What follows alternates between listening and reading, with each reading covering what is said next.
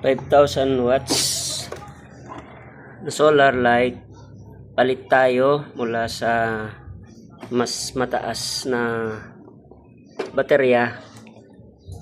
Ayan guys, ang ginawa ko muna, binutasan ko muna siya sa pamagitan ng grinder. Dahil mahirap buksan dito sa unahan salamin pala to, mababasag din.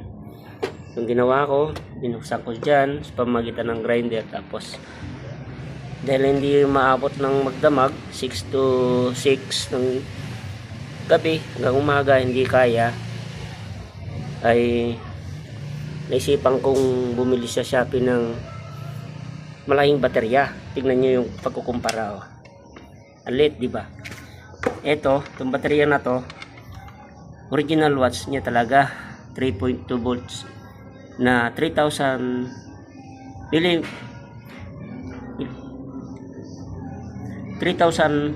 ampere yan, ampere.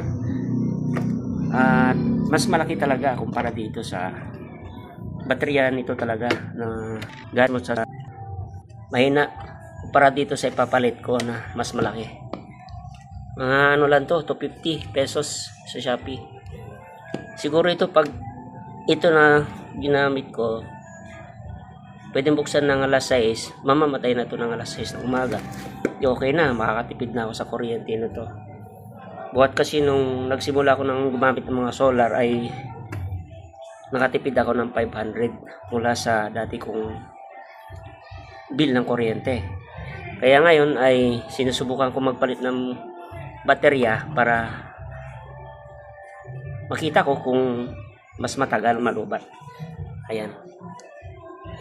Follow up na lang ako sa susunod pag natapos ko na to.